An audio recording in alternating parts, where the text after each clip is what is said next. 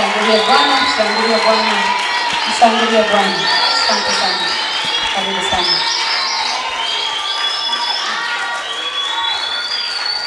Haleluya. Hebu ongeza makofi kwa Yesu aliye hai. Mungu wa mbinguni akubariki sana kwa ajili ya kuja siku ya leo. Amina, amina. Unaweza kukaa mtumishi wa Mungu. Bwana asifiwe sana. Haleluya. Amina. Wangapi wanafanya kwa mahali hapa? Haleluya. Tutakuwa na semina ya aina mbili. Tutaendelea na mafundisho yetu, lakini saa 5:30 au na dakika 40 tutawaaga watu wengine, tutabaki viongozi mpaka saa 6:30. Asante sana mchungaji. Ongeza makofi kwa ajili ya mchungaji wetu. Jamani, wangapi tunampenda mchungaji wetu? Situmongezee Yesu makofi kwa ajili ya mchungaji wetu. Nikisema mchungaji wetu na kwamba baba na mama ni wachungaji wetu, si ndivyo? Kwa hiyo nikisema mchungaji wetu maana yake ni wote kwa pamoja. Hebu weka makofi mazuri kwa ajili yao. Haleluya. Amina. Mungu wa mbinguni akubariki sana mtu wa Mungu. Tunao semina yetu nzuri tunaendelea. Tumeanza tangu ile siku yetu ya Jumatano jioni na Alhamisi tukawa hapa na jana tumekuwa hapa na leo tuko ni siku yetu ya 4 tunaendelea. Ninaomba tumtukuze Mungu wetu kwa makofi kwa kutupa uzima na afya. Bwana asifiwe sana. Amina. Shetani huko aliko afurahi kuona tuko hapa, natamani wote tungekuwa tumekwisha. Lakini kwa neema ya Bwana bado tuko. Amina. Amina. Wangapi tumekuepo ni mara ya kwanza leo kwenye semina yetu? Mara yako ya kwanza kabisa, mikono juu. Asante brother pale, mwingine? Okay, na mtumishi wa Mungu pale nyuma. Bwana asifiwe sana. Amina. Haleluya. Amina. Kwa hiyo leo sitakuwa na mzigo mkubwa. Nilikuwa napata changamoto maana unapokuta watu wengine hawakuweko, ukaanzia uliko unapata wanakuta hawaelewi. Bwana asifiwe sana. Amina. Tunaendelea na mfululizo wetu wa neno la Mungu. Mchungaji wetu amekwisha kuomba, natamani endelee kabisa maana muda si rafiki sana. Tumekuwa na mfululizo wa mafundisho yetu ambavyo tumesema tunaangusha viti vya enzi, ama kwa maana ya madhabahu za kiukoo na familia. Kwa hiyo tukaanza tangu ile siku yetu ya Jumatano, tukamwomba Mungu na Mungu akatusaidia. Jana tukawa tuna kipengele muhimu sana kwa maana ya dalili ambazo mtu ambaye amefungwa na viti vya enzi atajitambuaje. Jamani, Bwana asifiwe sana. Amina. Unaposema ya kwamba huyu mtu ana changamoto, amekamatwa na viti vya enzi, atajuaje? Ataweza kutambuaje? Bwana asifiwe sana. Amina. Na kumbuka nilikwambia kama umekamatwa na viti vya enzi au kwa maana ya madhabahu za kiukoo na kifamilia, kuna mambo mengi kwako hayatakuja kutokea. Bwana asifiwe sana. Amina. Na ukiingia bahati mbaya hata kwenye utumishi, labda ni mwimbaji, mwanakwaya, mwanasifa, ama una huduma fulani kwenye utumishi, kwenye engo fulani kwenye kumtumikia Mungu, kama haujaangusha hizi roho, uwe na uhakika hautamtumikia Mungu kwa uhuru, na yamkini saa nyingine usifike hatima ile Mungu aliweka ndani yako, kwa sababu vile viti vinashindana ndani mwako kuhakikisha kwamba hautimize kusudi la Mungu. Bwana apewe sifa. Amina. Sisi kama kanisa ambavyo tumeokoka na tukaja kwenye kumtumikia Mungu, ndani mwetu kuliwekwa wajibu. Amina, amina. Kwamba mtu yoyote aliyeokoka, ndani Mungu ameweka wajibu ambao lazima autimize. Na wale wajibu mwisho wa siku umrudishie Mungu tukufu. Sasa shetani anachokifanya ni kuzuia usitimize ule wajibu ili kusudi la Mungu lisipate kutokea. Kwa hiyo nikasema maeneo ambao unafaa kuomba kwa bidii sana, hakikisha vile viti vinaangushwa. Kumbuka habari za mtumishi wa Mungu Elisha alipokutana na wale manabii 400 mpaka wauawe ndipo aweze kuinuka. Kosa nyingine, lazima kwanza viti viangushwe. Lazima falme zianguke. Lazima madhabahu zianguke ili upate kuchanua. Na nikasema zikiwa ndani ya maisha ya mtu zinahakikisha kwenye kile engo ufanikiwe. Na nikasema miungu inaweza nyingine ikakuacha kwa mambo ya kanisani, ukafanya bidii tu na ukafanya vizuri. Lakini ukija kwenye mambo ya umiliki ulimwengu duniani hapa, kama Mungu alivyokusudia, hautaweza kupata chochote. Na hata ukienda kwenye masomo yako, hautafanikiwa katika masomo. Unaweza ukasoma ukamaliza mpaka chuo kikuu, lakini baada ya hapo hakuna matokeo. Ni kama ulipoteza muda kule shuleni. Lakini unaweza ukaingia hata kwenye ndoa. Unakaa kwenye ndoa kwa misukosuko, huna furaha, huna amani. Ukaishi duniani kana kwamba ni eli usingelizaliwa. Inafikia mara mpaka unakata tamaa. Miongoni mwa dalili nikasema hizi law zina tabia ya kumkatisha mtu tamaa. Kwamba kila kitu unachokifanya kinakufa mwisho wa siku unakata tamaa. Bwana apewe sifa. Amina. Sasa leo kuna yangu nataka niendelee, maana tulikubakisha kama maeneo 3 4 kama sikosei. Sasa ninatamani tufanye jambo moja kabla kwenda kwenye somo la leo. Nimalizie hizi eneo ama kama hizi dalili kama 3 4 kwa haraka. Lakini natamani nianzie, tulikuwa na dalili ile ya 5, dalili ya 5, na bahati mbaya sana sio watu wote wenye vitabu, na nilisema tuna vitabu. Bwana apewe sifa. Sasa bahati mbaya mkini kitabu hauna. Sasa sijajua, lakini Mungu atusaidie. Bwana asifiwe sana. Amina. Kama una daftari una kitabu basi andika, lakini ukipata neema vitabu vipo, inaweza ikakusaidia wala tukatembea pamoja. Kuna ile point ya 5, nikasema miongoni mwa dalili kubwa nyingine ambazo watu wamekamatwa na hizi misingi ya familia au wamekamatwa na hizi madhabahu, wanakuwa na ndoto za watu waliokufa. Yaani kila mara anakuwa kwenye vikao na watu waliokufa. Nikasema miongoni mwa njia wanayotumia ni kupitia ndoto. Nikasema kitabu cha Hesabu kinasema hivi, Bwana akashuka katika nguzo ya wingu, akasimama pale mlangoni pa hema, akawaita Haruni na Miriam, nao wakatoka nje wote wawili. Kisha akawaambia, sikilizeni basi maneno yangu. Akiwepo nabii kati yenu, mimi Bwana nitajifunua kwake katika maono, nitasema naye katika ndoto. Bwana asifiwe sana. Nikasema ndoto ni mlango Mungu aliutengeneza kwa makusudi apate kuwasiliana na mwanadamu. Bwana asifiwe sana. Amina. Lakini nikasema kama mtu amekamatwa na hizi madhabahu, amekamatwa na misingi, shetani anatumia mlango huo kupanda maagano mabaya ndani ya maisha ya watu. Kwamba zile ndoto tunapoziota aziji bure. Chochote ambacho kinakuja katika ulimwengu wa roho kupitia ndoto kinapanda mbegu ndani yako. Bwana asifiwe sana. Mwingine akaota ndoto anang'ata na nyoka. Alipoamka asubuhi akajikuta mara pale pana kovu, akachukulia kawaida tu. Baada ya hapo ikapandwa roho ya kukataliwa. Kumbuka nyoka ni kiumbe ambaye anakataliwa. Hata akiingia hapa ndani kunaweza kainuka valangati, si ndivyo? Maana yake amepandikiza roho ya kukataliwa. Huyo mtu akawa ni mtu wa kukataliwa, akipanga nyumba anafukuzwa. Akienda kufanya biashara anafukuzwa. Akienda kwa ndugu zake wanamkataa. Roho ikaingia ndani yake.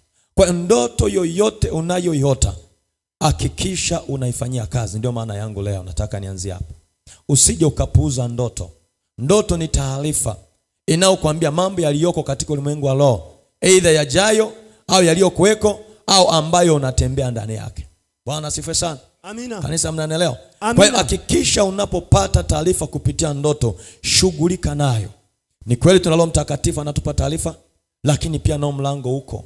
Maana Mungu anasema na watu kwa namna tofauti kulingana na uwezo wako wa kiroho. Anaweza akatumia mtumishi wa Mungu, akatumia neno, akatumia labda saa nyingine taarifa mtu kukufikia akakwambia tu, lakini pia kuna njia nini ya ndoto pia. Sasa kuna hata ndoto unazipuuza, unaziacha. Ndoto ina maana. Bwana apewe sifa.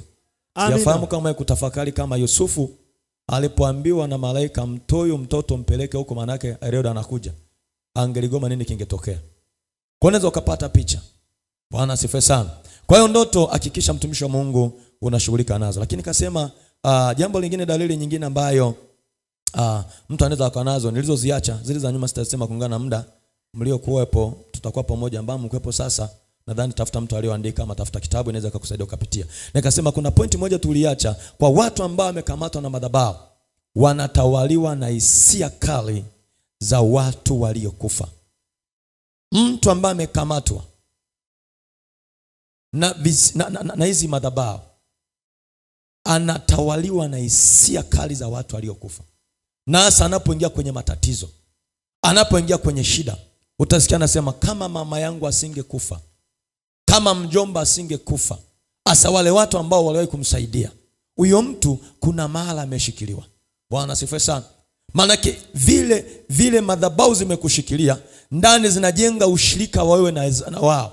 Kwa ile miungu inapoingia ndani yako, ukaingia kwenye tikisiko lolote, akili na kutuma eli fulani asingekufa. Eli fulani asingekufa labda angelinisaidia. Fahamu kwamba kuna shida katika ulimwengu wa roho. Bwana asifiwe sana. Tunaye msaada ambao ni Yesu Kristo. Hata kama wazazi wamekufa, wote wameondoka, Yesu hajafa bado yupo anaishi, anaweza kukusaidia katika jina la Yesu. Uhitaji kuwataja watu walishamaliza ukurasa wao.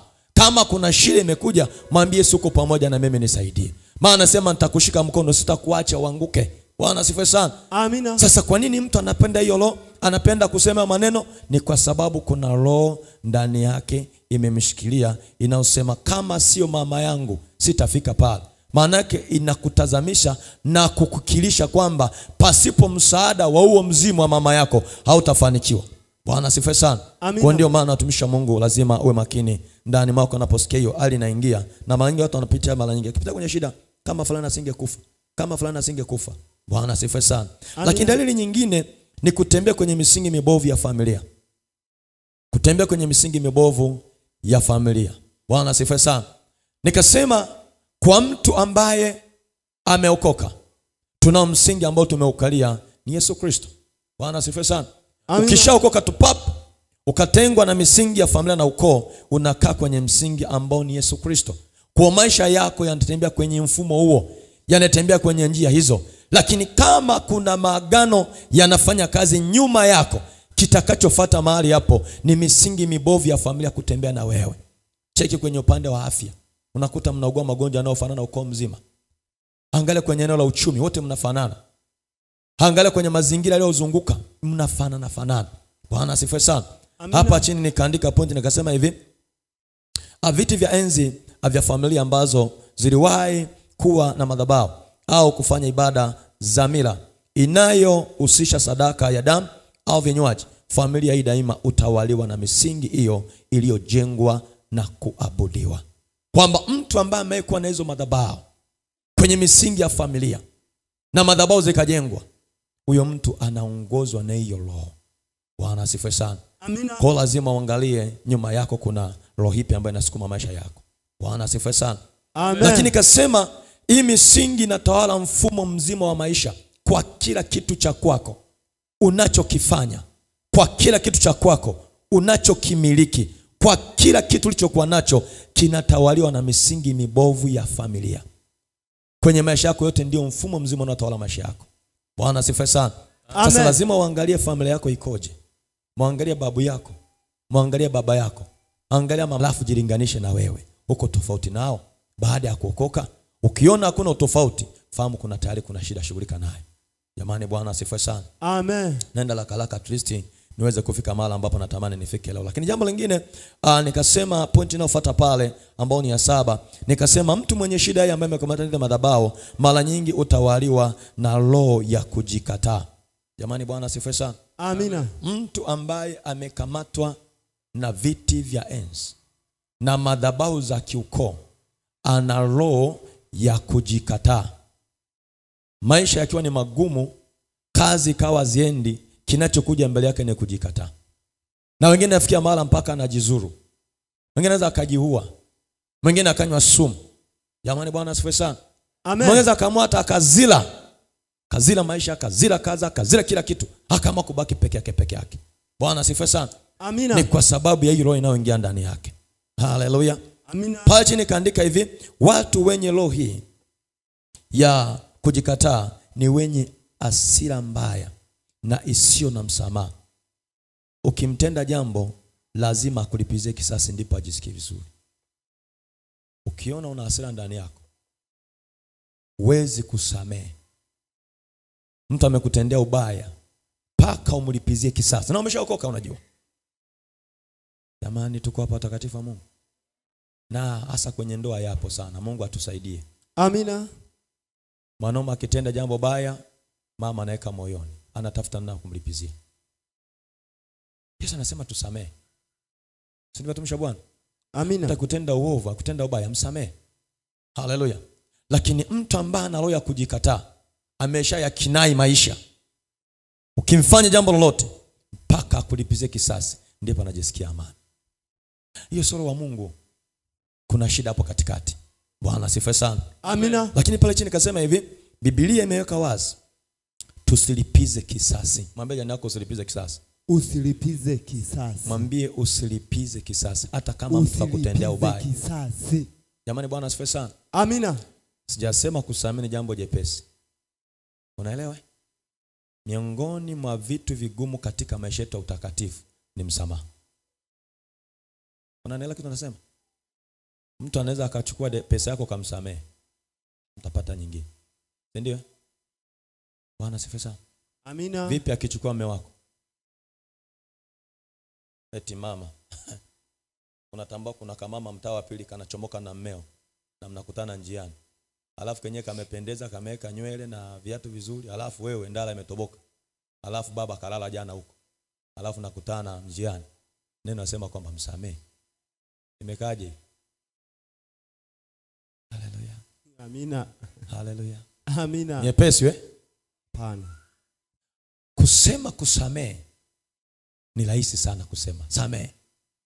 Lakini likuta lenyewe kuna mara mtu anaweza kukutenda uovu, kilala usingizi unamwona akaja kwenye. Yaani kabla ukifuma macho pap unamwona akaja yule. Mtu akikutenda ubaya unakaa kifuani.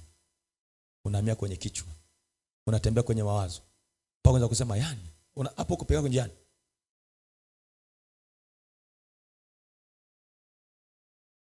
Unaelewa? Bwana asifiwe sana. Amina. Bwana asifiwe sana. Amen. Ni rahisi sana kutamka kwa macho ya kawaida kwamba samehe. Lakini hakuna kitu kigumu kama kusamehe. Bwana asifiwe sana. Amina. Lakini tukiwa ndani ya Kristo, mioyo yetu inatailiwa kiroho. Hata mtu akikutenda ubaya, hutasikia uchungu juu yake, utasikia kumwombea. Kanisa mnanielewa? Amina. Penda mnanielewa? Amina.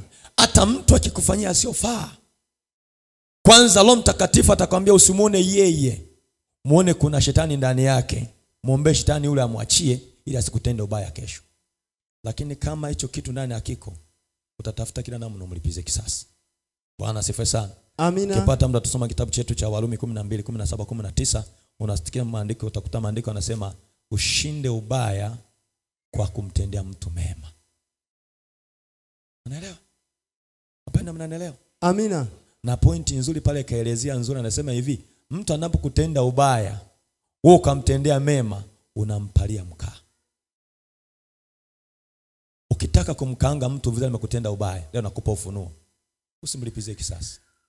Wewe msamehe tu, muachie na muombe, muache hapo. Alafu cheki Mungu atakavyoshughulika nayo. Shida ya kanisa, unataka wewe mwenyewe ndio upambane, upigane wewe. Yaani usimame. No. Wacha Mungu akupiganie. Mwambie jirani yako mwache Mungu akupiganie. Mwache Mungu akupiganie. Mwambie tena mwache Mungu akupiganie. Mwache Mungu akupiganie. Haleluya. Amina. Haleluya. Amina. Mwangalie jirani yako, mwambie kajifunze kusamehe. Jifunze kusamehe. Jamani, haleluya. Amina. Na makanisani mwetu humu Bwana atusaidie, unakuta mwana kwa mwenzake na mwenzake hawaelewani. Sameheaneni katika jina la Yesu. Amina. Unaelewa? Amina. Au nakuta kiongozi na kiongozi hawaelewani. Sameheaneni katika jina la Yesu. Amina. Tuna safari ya kwenda mbinguni. Unaelewa? Amina. Kutokusamehe yako kanaweza kakupeleka jehanamu. Samehe, achilia, sahau, songa mbele. Utaona maisha mepesi. Usiposamehe, mimi nakwambia utaota kibiongo. Maana yake pata picha, amekutenda ovu ni mtu mrefu kama mimi. Sawa? Amina. Alafu wewe ni mfupi kidogo kama Dorcas alikuwa anaimbisha hapo. Ndio Dorcas Si ndio? Bwana hivi tukisimama mimi si ni mrefu kidogo na mzidi, si ndio? Alafu amamo kuniweka kifuani hapa. Si nitapaswa hicho kifua cha moyo wake. Sasa umeweka wangapi moyoni? Aliye kwenye majuzi kukukopesha umeweka moyoni. Aliye kukua njiani umeweka moyoni. Mchungaji kabla neno limeugusa kidogo umeweka moyoni. Yamkini mchungaji mwingine na mimi nimekuja kwa sababu kuna maneno nimeyasema ya uguso umeweka moyoni. Ndugu, kakifua katachanika. Utakufa siku si zako.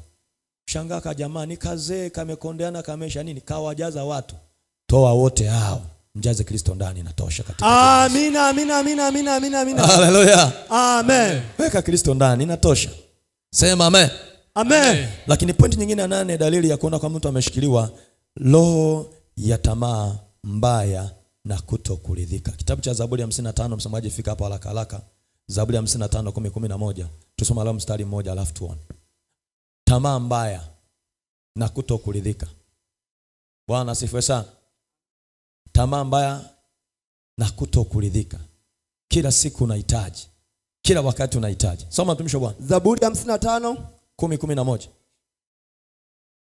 Neno la Bwana linasema, ndio, mchana na usiku huzunguka ukutani mwake. Uovu na taabu ndio zimo ndani yake. Tamaa mbaya zimo ndani yake. Dhuluma na hila haziondoki mitaani mwake. Bwana asifiwe sana. Amen. Mtu mwenye tamaa mbaya hatima yake ni kudhulumu, kwa sababu haridhiki. Jamani wapenda, mnanielewa? Kanisa, mnanielewa? Miongoni mwa vitu shetani anajaza kwenye mioyo ya watu ni kutaka. Kila siku unataka, kila siku unahitaji. Ulikuwa unafanya biashara kwa 500,000, Mungu amekusaidia kama ifika milioni 3, unataka milioni 10. Zikifika 10 unataka 20. Zikifika 20 unataka 30. Ndivyo binadamu tulivyo. Bwana asifiwe sana. Amina. Tamaa mbaya. Lakini kama ni tamaa njema, ama unatamani mafanikio mazuri, utaridhika kwamba hata hichi nilichokuwa nacho, Baba ninakushukuru. Bwana asifiwe sana. Una chumba kimoja, mshukuru Mungu. Au hujajenga au una nyumba unapanga, mshukuru Mungu. Hata uzima ulio nao inatosha, mshukuru Mungu. Lakini hizo zikiwa ndani, kila siku unataka. Unaweza ukaoa mke, ukakaa naye mwezi wa kwanza, mwaka wa kwanza, mwaka wa 3, ukaona kama amepunguka hivi, unataka na mwingine kwa sababu amekuwa ni kembamba, unataka kibonge, ukapata kibonge. Ukakaa na kibonge ule, ukaona kama kibonge mbona kama simuelewelewe, amekuwa ni kibonge sana. Nataka karefu, unatafuta mrefu. Unaona kama huyu mrefu huyu naye kama amenizidi urefu, unatafuta kafupi. Kapata kafupi. Kila siku utahitaji. Anasema dunia hii tuishinde na tamaa zake. Amina. Haya maisha ni haya tu. Amina. Hata ukienda Ulaya ni hivi tu. Unaelewa? Amina. Hakuna kitu kipya. Wapendwa, mnanielewa? Amina. Lakini leo ikiwa ndani ya mtu, kila siku anatamani. Hata akilima shamba la kwake limeivisha vizuri, akiona la jirani analitamani ingekuwa ni la kwake kwa sababu limeivisha vizuri kuliko yeye. Rizika na kile ulichokuwa nacho katika jina la Yesu. Amina. Wapendwa, mnanielewa? Amina. Usikubali roho ya tamaa ikawa ndani yako. Kile ulichokuwa nacho kinatosha. Kinampa Mungu tukufu katika jina la Yesu. Amina. Sema amen. Amen. Sema amen. Amen. Jambo la mwisho, roho ya kujitenga. Bwana asifiwe sana. Amen. Roho ya kujitenga. Mtu mwenye hii shida za madhabahu za kiukoo, mara zote apendi makusanyiko ya watu wengine. Amekaa kiupweke. Hata akija kanisani, ndio maana nimesema watu wanaopenda ukaa nyuma mara nyingi sana, tukae nao vizuri tuwaulize. Unakuta mtu anakuja kanisani anakaa kwenye pembe moja kajisikuizi, yuko peke yake. Sasa niuliza, huyu mtu ana shida gani? Ni roho. Hata katoto ukiwa na watoto 3 4, kama mmoja anayo shida, utakuta changamana na wenzake. Anacheza peke yake. Ana mambo kivyake. Hata njiani akitembea kitoka shule yuko peke yake. Kuna shida pale. Bwana asifiwe sana. Amina. Kwa pia lazima uangalie hiyo kama iko ndani ya maisha yako na Mungu apate kukusaidia. Sema amen. Amen. Sema amen. Amen. Bwana asifiwe. Amina. Sasa nataka tuende kwenye somo letu la leo. Nilikuwa namalizia la jana walau kwa ufupi. Twende kwenye somo la leo. Wale wenye vitabu naweza ukafungua kitabu chetu namba ukurasa namba 31 pale. Namba 31 ndipo nataka tupite pale. Bwana asifiwe sana. Amina. Nataka tufike hapo alafu tupate namna ya kuomba. Jamani, haleluya. Amina. Nenda namba 39, ukurasa namba 39, 39 ndipo ambapo nataka tutembee. Pale kuna kichwa cha somo kinasema angusha viti vya enzi. Sifa sana. Amina. Sasa somo letu linaingia kwenye matendo. Sema matendo. Matendo. Nilikupa utangulizi mwanzoni, lakini sasa leo tunaingia kwenye matendo. Sema kuangusha viti vya enzi. Kuangusha viti vya enzi. Kwenye bracket kama unaandika, andika kuangusha madhabahu za giza za kifamilia. Kuangusha madhabahu za giza za kifamilia. Pale chini andika pointi, andika hivi: ili ufanikiwe na kuwa huru, lazima hizi madhabahu za kiukoo na familia kuangushwa kwanza. Ili ufanikiwe katika maisha yako, yawe ya kiroho au yawe ya kikawaida ya kimwilini, katika Kristo Yesu, lazima viti ama hizi madhabahu ziangushwe. Maana hizi madhabahu zisipoangushwa zitakuzonga zonga na kukupunguzia mwendo wako na kukuchosha. Bwana asifiwe sana. Amen. Kwa maeneo ambao lazima tushughulike naye, hakikisha unaangusha hizi madhabahu. Na nitakupa na namna fulani ya kuziangusha. Jamani, Bwana asifiwe sana. Amina. Miongoni mwa vitu kanisa yatufaa tuwe na bidii ni kushughulika na hizi madhabahu vizuri, kuhakikisha zimeanguka. Na zikianguka, nitakupa dalili kesho, utaona kwamba kama zikishaanguka kuna ishara zitakuja kwenye maisha yako. Utaanza kuona kwamba hakika sasa walau kuna mahali naona kitu kanaanza kwenda. Bwana asifiwe sana. Amina. Napenda mnaelewa? Amina. Kwamba hizi madhabahu zisipoangushwa katika maisha yako, misukosuko haitakoma, shida hazitakoma, matatizo hayatakoma. Maana ni kama mtu ambaye kwenye mfereji maji yanakumwagikia. Hautakuja ukauka hata kama jua linawaka. Utakauka sababu gani? Bado maji yanakumwagikia. Lakini kupitia semina hii na kusiku ya leo uliofika wewe, hakikisha unaomba kwa bidii kutoka ndani. Bwana asifiwe sana. Naamini kusi katika jina la Yesu. Ni kweli tunakuombea, lakini mwenye uwezo wa kutibu tatizo moja kwa moja ni wewe, ukiongeza bidii ya kuomba. Jamani, Bwana asifiwe sana. Amina. Maana kuna wapendwa anatamani aombewe. Kuombewa ni moja. Unapoombewa ni kama umeenda kwa daktari, amekupima maabara akasema, sasa ndugu yangu, tumegundua una malaria. Sasa hii malaria, chukua Panadol kapunguze homa yake, chukua na ndizi dawa gani ya malaria, nenda kanywa utapona malaria. Sasa inakuja hatua ya pili, utakunywa dawa ama utaacha. Tunaweza kufundisha kama hivi. Usipochukua hatua utapata badiliko. Tutakuombea leo, kesho atarudi. Tutakuombea kesho kutwa atarudi. Tutakuombea kila siku atakuja. Kwa sababu gani? Hujachukua hatua. Nataka mtu mmoja achukue hatua kutoka ndani ya moyo wake, anaseme inatosha, nataka kuona historia mpya. Uone kama Mungu hajafanya ndani mwako. Kujenga shauku, jenga kiu. Wewe unalo hatima njema Mungu ameweka ndani yako. Kuna watu mliumbwa kuwa mainjinia, wengine mmeumbwa kuwa wakurugenzi, wengine mmeumbwa kuwa wafanyabiashara wakubwa, wengine mmeumbwa kuwa madaktari. Yamkini katikati watoto wako yuko profesa pale, na Mungu ameweka katika familia yako. Usipoomba hatafika kule, lakini ukiomba na Mungu ni mwaminifu, atamfanikisha katika jina la Yesu. Na kuna watu ndani ya kanisa letu la PAC Nazareti hapa Majimoto, mnakwenda kuwa kurugenzi wa makampuni yenu katika jina la Yesu. Amina, amina, amina. Si dhambi, ni baraka za Mungu zimeahidiwa. Tamani kuona Mungu amekufikisha zile baraka Mungu ameweka ndani yako. Na ndani yako hakikisha una kitu unakiona. Unaona nini? Maana kuna watu hata kuona hawaoni tena. Ukimwangalia ukimuuliza unaona, anasema mimi naona matatizo, naona shida. No, unaona nini? Una picha gani mbele yako unayoiona? Unaona kufanikiwa ama unaona kufilisika? Unaanzisha biashara yako, unaona nini kwenye biashara? Kabla ya kwenda mbali, unaona nini mbele? Unachokiona na ukakiombea na ukaangusha madhabahu, kitatokea katika jina la Yesu. Lazima uanze kuona. Na kanisa la Mungu hatuna hiyo vision.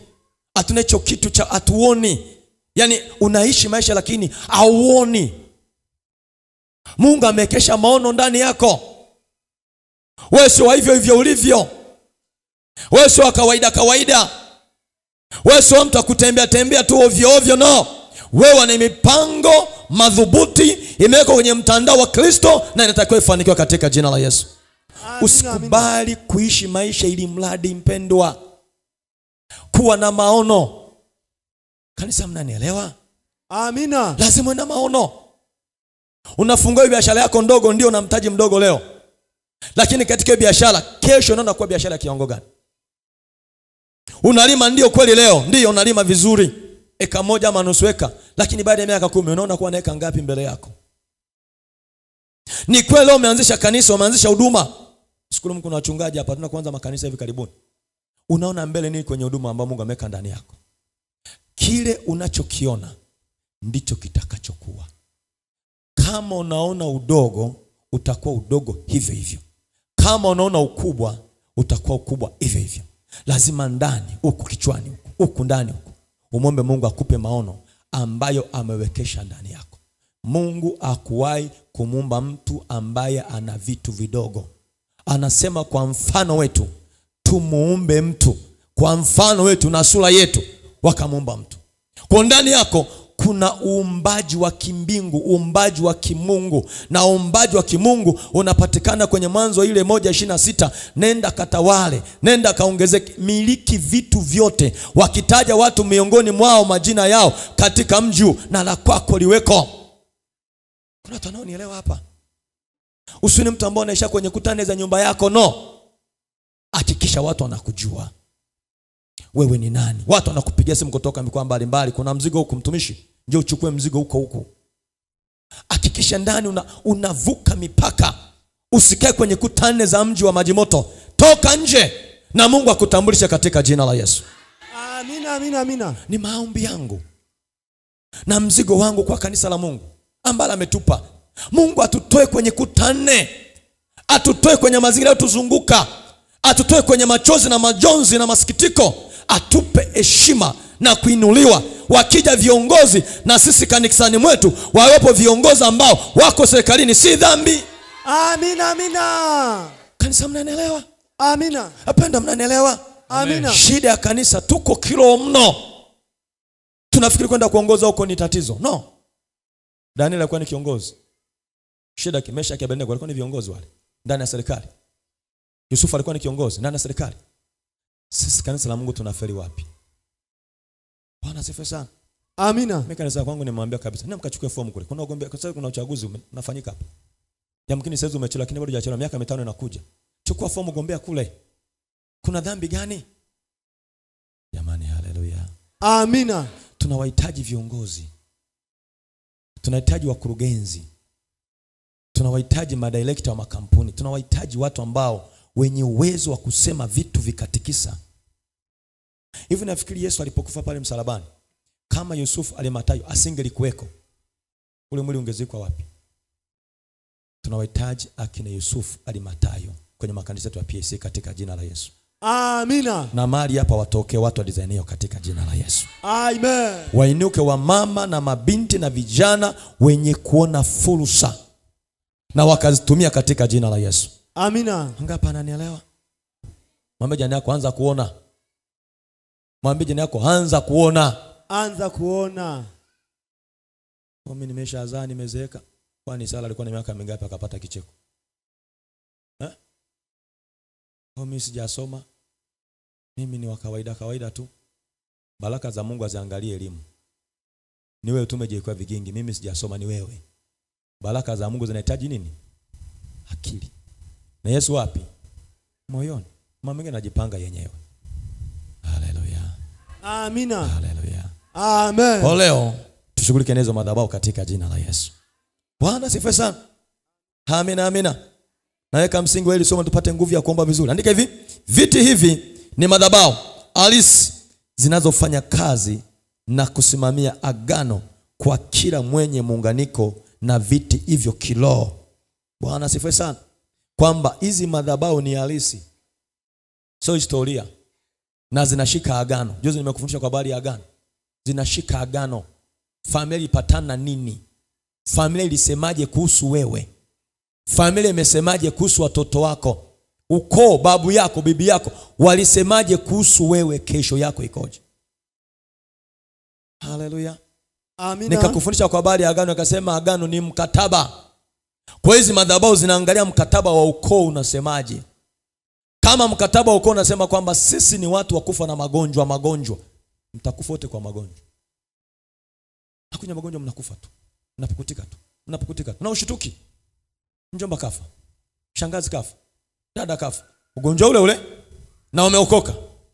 Lazima ndani mwako ingie kitu cha kusema, mbona sisi tunakufa kwa ugonjwa huu tu? Fahamu kuna agano linatenda kazi katika ulimwengu wa roho. Bwana asifiwe sana. Kwa haya madhabahu ni halisi, yanafanya kazi kupitia agano. Hebu tuangalie kitabu cha Hagai 2:1-9, alafu mpaka 23 ituwekee msingi. alafu na kitabu cha Wafalme wa pili 11:17 mpaka 21. Naweka msingi wa leo ili jioni tupate kukimbia vizuri. Bwana asifiwe sana. Amina. Hagai 2:1 mpaka 9, alafu utaruka utakwenda Hagai 2:20 mpaka 23. Tupate msingi wa kwanza wa kuombea siku ya leo. Hagai 2:1 anasema, neno la Bwana linasema, ndio, katika mwezi wa 7 siku ya 21 ya mwezi neno la Bwana lilikuja ndio kwa kinywa cha Hagai ndio nabii kusema, ndio, sema sasa na Zerubabeli ndio mwana wa Shealtieli liwali wa Yuda na Yoshua ndio mwana wa Yehosadaki kuhani mkuu na haya mabaki ya watu ukisema, miongoni mwenu amebaki nani aliyeiona nyumba hii katika utukufu wake wa kwanza? Nanyi mnaionaje sasa? Je, mbele ya macho yenu sio kama si kitu? Lakini sasa uwe hodari, Zerubabeli, asema Bwana. Ndio. Nawe uwe hodari, Yoshua mwana wa Yehosadaki, ndio kuhani mkuu, nanyi iweni hodari, enyi watu wote wa nchi hii. Sheka Black anasema, ni nani kaona utukufu wa nyumba hii kama ilivyokuwa mwanzo? Unaona nini kwenye maisha ya familia yenu ilivyokuwa mwanzo? Nini kwenye maisha yako? Bwana asifiwe sana. Napenda mnanielewa. Anaposema enyi watu wote kuweni hodari, si kwamba ni jambo jepesi, maana yake kuna vita na kwenda kuinuka. Maana yake na kutia moyo. Inaweza ikainuka vita baada ya hii semina. Usiogope. Unanielewa? Usiogope. Na ukiona vita imeinuka, piga magoti mshukuru, maana yake umetikisa ngome falme na mamlaka. Vita inaweza ikainuka. Ukatoka hapo kaona mambo yamevurugika, ndio vitu vimekuwa ni hovyo. Jitie nguvu katika Bwana. Kama vita imeinuka, yupo Yesu mwanaume aweze kuzima mishale ya moto katika jina la Yesu. Amina. Hata kama vita itainuka usiogope. Anasema usiogope Zerubabeli na Joshua, nami nakutia moyo. Hata kama vita ikiinuka, mwana wa Mungu, usiogope. Bwana yuko pamoja nasi. Amina. Nasema Bwana yuko pamoja nao. Hata kama watu watakuinukia, hata kama watu watasema maneno mabaya juu yako, usiogope. Vita ijapoinuka, yuko Yesu anaweza kumaliza hiyo vita katika jina la Yesu. Amina. Vita itainuka ni kwa muda tu, kwa sababu umetikisa falme na mamlaka. Bwana asifiwe sana. Amina. Nenda kusoma mtumishi wa Bwana. Nenda kusoma.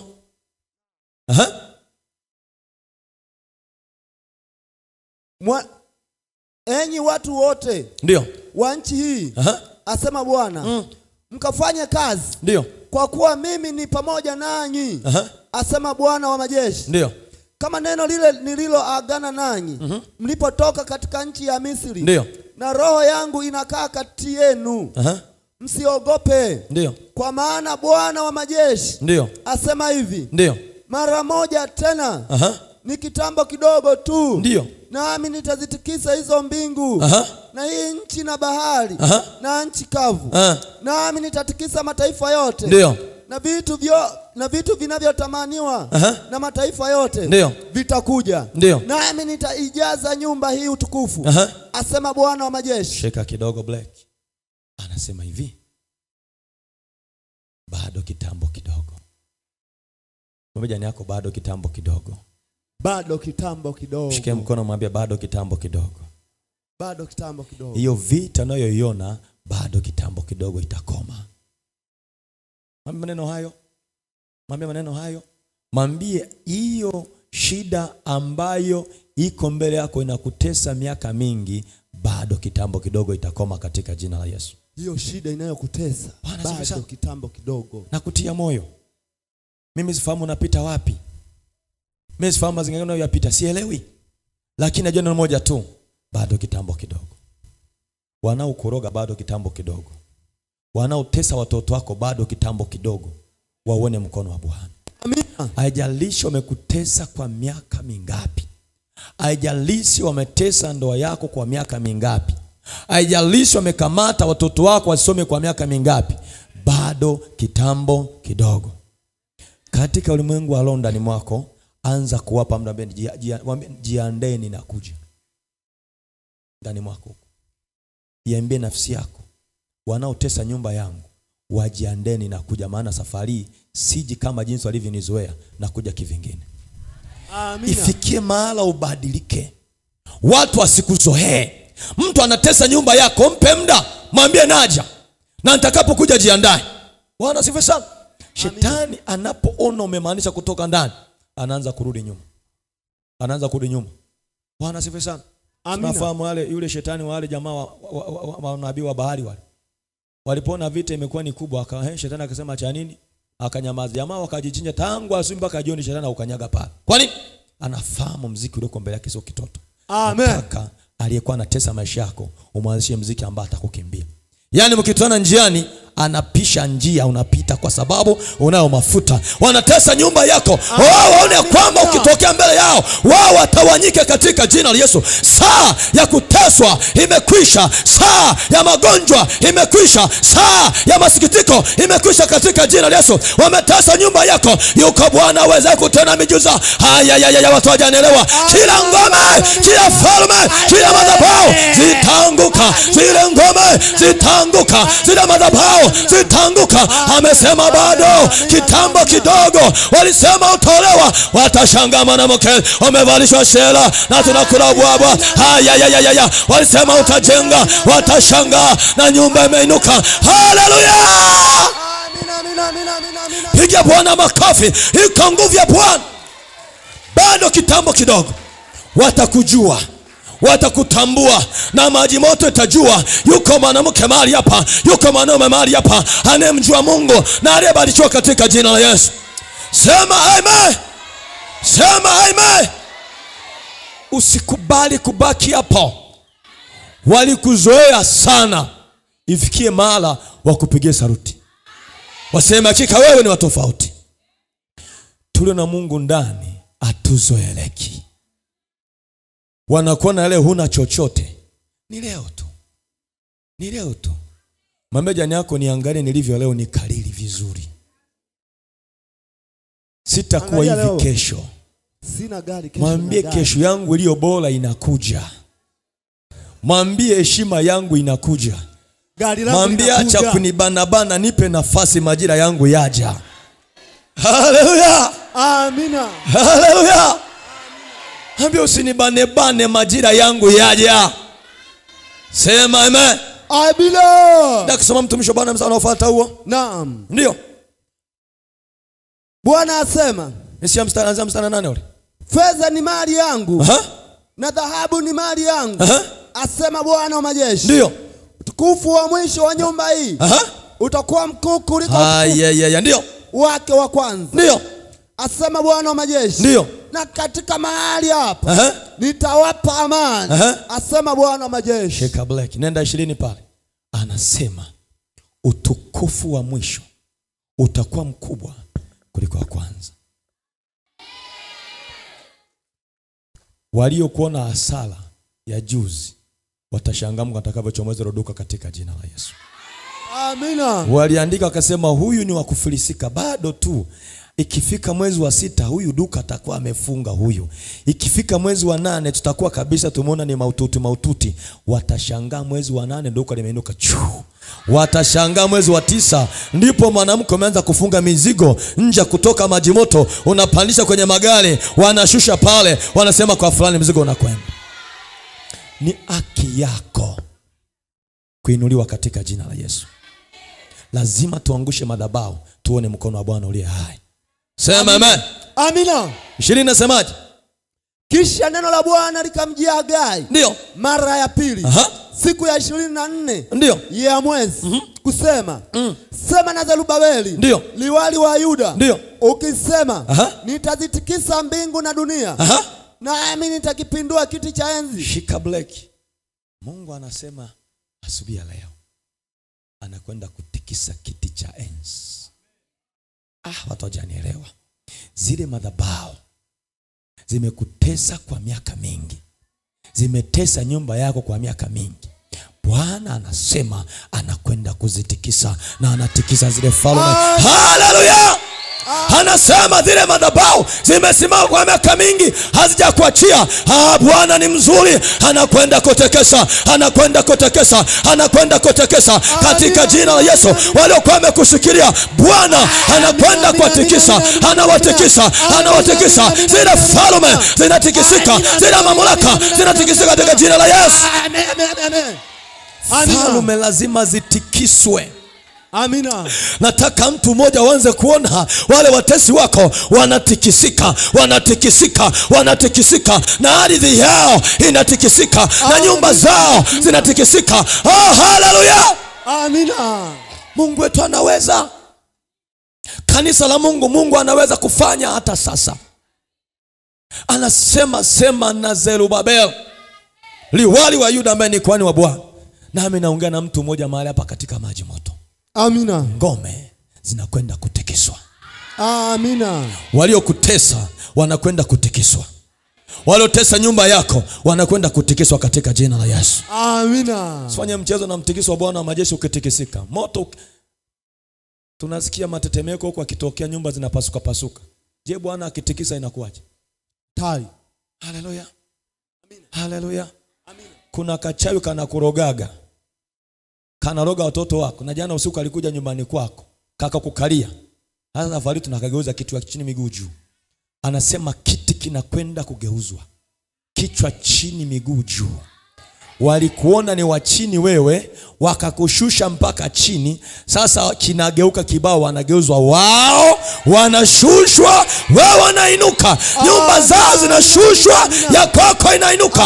Watoto wao wanashushwa, wa kwako wanainuka katika jina la Yesu. Amina. Sema amen jamani. Amina. Ngome zinakwenda kutikiswa siku ya leo. Amina. Madhabahu za ukoo zikusikia huko uliko zinakwenda kutikiswa katika jina la Yesu. Amina, amina. Walitesa sana miaka mingi, walitesa nyumba yako miaka mingi. Saa imefika, bado kitambo kidogo katika ibada hii zile madhabahu zitatikiswa. Amina. Sema amen. Amen. Sema amen. Amen. Enda kusoma mtumishi wa Bwana, malizia haraka hapa. Cha kiti cha enzi cha ufalme. Ndio. Nami nitaziharibu nguvu za falme za mataifa. Nami nitayapindua magari. Yes. Na hao wapandao ndani yake. Farasi na hao wapandao ndani yake. Shapa hapo, nenda Wafalme wa Pili 11:17-21. Mungu anakwenda kutenda kazi. Nasikia nguvu ya tamani tuombe. Nasikia utukufu umeshuka. Amen. Kalaka mtumishi wa Wafalme wa Pili. Pita haraka hapo, tuweke msingi wa pili. 11:17-21. Soma pala haraka. Naam. Yes. Kisha Yehoyada ndio akafanya mapatano kati ya Bwana na mfalme na watu ili wawe watu wa Bwana. Tena kati ya mfalme na watu. Ndio. Watu wote wa nchi wakaiendea nyumba ya Baali, wakaiangusha madhabahu zake na sanamu zake, wakazivunja. Sheka Black. Watu wakainuka. Hey, maji moto umewaka. Amen. Watu wakainuka wa maji moto, wakazenda madhabahu za maji moto zinauzia watu wasifanikiwe, wakashughulika nazo. Ombi letu la pili, lazima tushughulike na mji, lazima ushughulike na ardhi ambao unaikalia. Amina, amina. Nisikilize mtumishi wa Bwana. Nisikilize. Kuna madhabahu za aina mbili leo tunashughulika nazo. Ya kwanza nimeshakupa kwenye kitabu kile cha Hagai, madhabahu za kiukoo na kifamilia ziangushwe. Ya pili tunashughulika na madhabahu ya mara unakoishi. Ziko lazima zifanyike patano kati ya wewe na Mungu kuangusha zile madhabahu. Leo hii ile nyumba unapokaa pale, biashara pale unakofanyia biashara pale, tunakwenda kuangusha zile madhabahu katika jina la Yesu. Amina. Bwana asifiwe sana. Rudia mstari wa mtumishi wa Mungu hapo nyuma kidogo, rudia. Namba ngapi? Anza ule mstari wa kwanza ambao umeanza nao. Na Atharia, anza 17 pale. Kisha Yehoyada ndio akafanya mapatano kati ya Bwana na mfalme na watu. Lazima kuwepo na mapatano kati ya wewe na Mungu. ili kushughulika na hizi madhabahu. Ndio maana nimekuambia mtumishi wa Mungu, leo jiandae kuomba, sio kuombewa. Kanisa, unanielewa? Wapendwa, mnanielewa? Jiandae kutamka kaneno. Mwambie Mungu, mimi na wewe leo tujenge ushirika mpya. Nilikuwa sijakujua vyema, leo nimekujua, na wakataa miungu ya bibi, babu, shangazi, wajomba, na kutaka wewe, na madhabahu zao ziangushwe, ya kwako inuke katika jina la Yesu. Amina, amina, amina, amina, amina, amina. Weka patano. Amen. Tafuta na sadaka, nikufundisha juzi.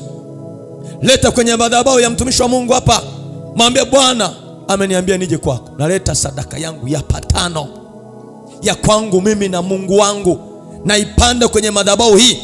Mama, tamka neno juu yangu. Nataka kuona utukufu wa Bwana mwaka ukitokea katika jina la Yesu. Amina, amina, amina. Penda, mnanielewa? Ifikie mahala weka mpaka.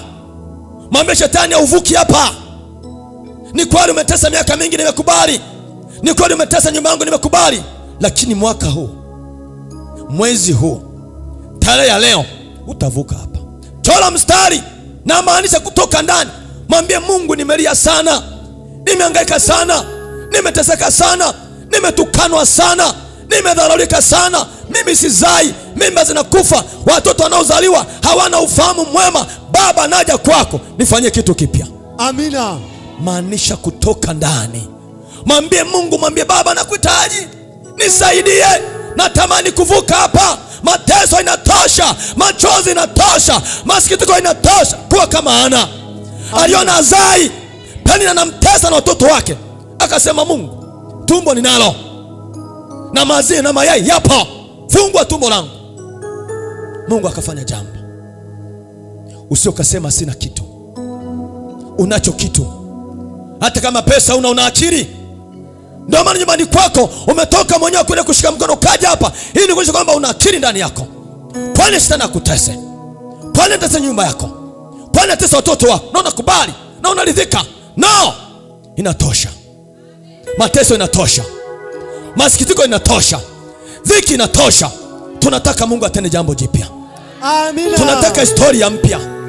Tunataka majira mapya. Tunataka furaha ya kweli. Tunataka usingizi wa kweli, sio usingizi wa mangamngam kwa sababu ya madeni na shida za dunia hii. Nataka Mungu atende jambo jipya. Wapendwa, nisikilize. Mungu akutumba tulie, sio mpango wa Mungu huo. Alitumba tufurahi, tumtukuze yeye, tuiminue yeye. Kwa sababu ya dhiki na shida, hata ibada zetu hazieleweki. Hazieleweki. Zimejaa malalamiko, zimejaa manunguniko, zimejaa machozi ya uchungu kwa sababu ya dhiki la dunia hii. Mungu siku leo atende jambo jipya katika jina la Yesu. Amina. Na anasema neno lake aliwezi kumrudia bure. Na anasema analitafuta neno lake apate kulitimiza. Nimekupa neno la kinabii asubuhi ya leo. Litende kazi katika maisha yako katika jina la Yesu. Amina. Simama kwa miguu yako, nasikia upako wa kuomba. Mtumishi, inatosha. Ni saa ya Bwana. Roho Mtakatifu kwa mahali hapa. Laka saka yandaba. Lako yandorobo sika. Yandorobo saita. Jesus. Unataka Mungu akuvushe, sogea kwa haraka haraka. Tuna muda kupoteza. Unataka Mungu akuvushe, sogea karibu na madhabahu ya Mungu aliye hai. Na ukifika mahali mwambie Mungu, nimekwisha kusogea, nataka uniguse. Naacha maombi ya mazoea. Mwambie Mungu, nimesogea leo, nataka historia mpya. Mwambie inatosha, machozi inatosha. Tamani ndani Mungu aguse kitu. Weka hata mistari 3, 4, 5. Na nguvu ikishuka usijizuie, jache Mungu akudumie.